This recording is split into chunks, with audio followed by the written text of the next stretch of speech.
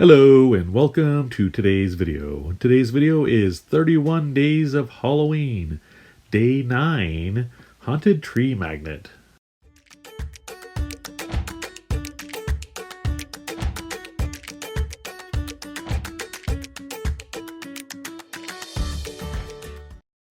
Alright, to get things started, I've got some different shades of brown clay that I'm going to mix up for my magnet. Now, originally I thought about doing a haunted tree figurine, which would be cool and fun, and I still might do one later. But for this one, I thought I would go ahead and do a magnet. A couple different reasons. One, because of the branches would need support. If I do a magnet, I can lay it flat, and I don't have to worry about those being supported.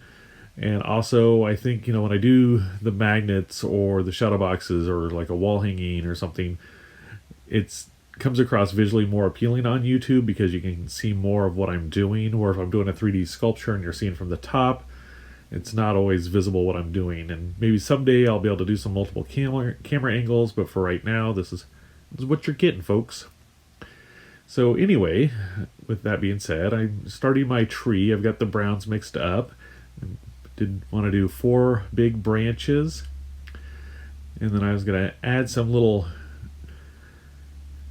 branches branching off from the other branches.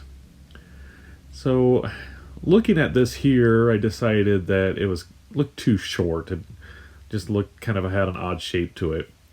So I went ahead and stretched it out, and then I brought out my trunk a little bit at the base there where the roots would be, and went ahead and smoothed in some of these new branches I put on there. I'm going to go ahead and add some more texture to it. And then I'll go ahead and take some more of the brown clay mixture and add some more little branches coming off those smaller branches. Or larger branches.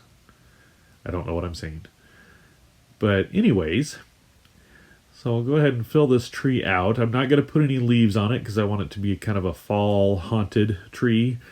So I didn't want to do any of the leaves on it. I just wanted to have these branches and kind of twist them around a little bit, give them some different shapes. Plenty of smaller branches coming off there to kind of fill it out more.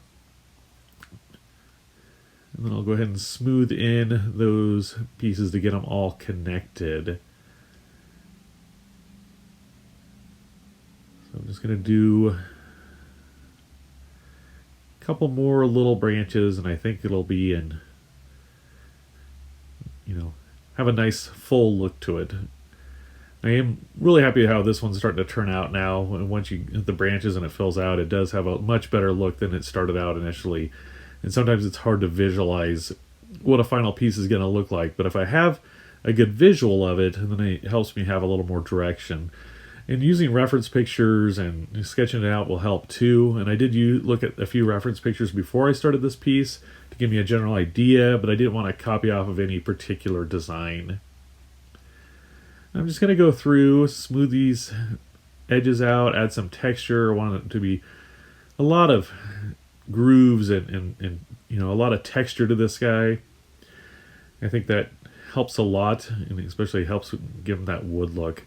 Now I'm using my ball tool. I want to do some indentions. I want to make a face on him, so I want him to have the scary face on it. So I'm going to go ahead and do the eyes and dig out the area for the mouth. And I'm going to go ahead and put black clay in there just so it has a little bit more contrast when he's done.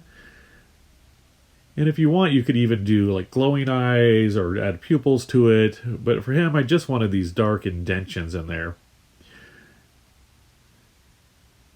Kind of smooth that out with the ball tool and add that texture in that area I've been working on. And the last thing I need to do is give him a little bit of a nose. So I just kind of want to do a small nose and have it bent down a little bit and just kind of give him this creepy face. Now, at this point, or maybe a little before this point, I thought he needed something else. And so I thought it'd be kind of cool if I took this branch on his left and I brought that down a little bit, and I thought it'd be cool if I had something in the tree. So I thought, well, why don't I put a ghost in the tree? So I've done a glow-in-the-dark ghost, and I've done some other different ghosts before, so I thought, well, I'll do a ghost out of pearl clay. So I took just a little bit of pearl clay, and then I shaped my ghost, just kind of a standard generic ghost shape, but I wanted to have his tail area draped over the branch, and then I wanted to put his left hand resting on the branch, like kind of just balancing him a little bit. And then I wanted to bring up his other hand and have it like he's waving. And then I was just going to go ahead and give him 2 black eyes. I want them to be a little bit of an oval shape. And just use the needle tool to put those into place, and they seem pretty even, so I just push those down a little bit.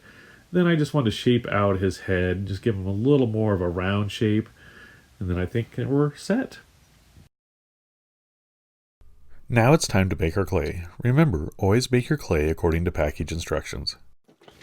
Now that the tree is baked and cooled down, I can go ahead and glue on the magnet. So I'm just using my Loctite super glue gel, put a little bit on the magnet, and I want to place it as close to the center of the tree as I can, have it a little bit higher.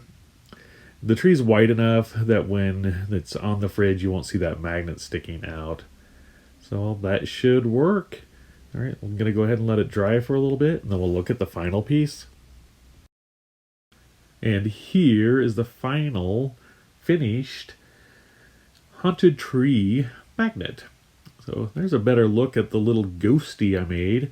I'm definitely happy with my choice to put him in there. I think he adds some contrast with the tree and definitely brings a lot to the piece. It makes it more interesting, adds a little more character to it. And even though he doesn't have a face, he looks kind of happy there because he's kind of waving, where the tree just looks grumpy. It looks like this grumpy old man, and the ghost is like, just happy to be hanging out on the tree. You can kind of see the 3-dimension to it, how his nose sticks out, and how the ghost goes around that branch. On the back here, you can see where I glued the magnet on. And after that glue dries, it does kind of frost the clay. You can kind of wipe that off if that bothers you. You still might have a little bit of a residue just from the reaction between gluing the clay on and the magnet. All right, well, thank you so much for watching today's video. Be sure to check out my other Halloween videos, and remember, never stop creating. Bye! If you'd like a piece of your Halloween artwork featured in my final 31 Days of Halloween video, please hashtag Andrew's 31 Days of Halloween 2019 on Instagram, or email it to me at andrewschmidtclaycreations@gmail.com. I will put this information down in the description box below so you don't have to copy it off of the screen. Deadline for submissions is October 26th, and 1 submission per artist.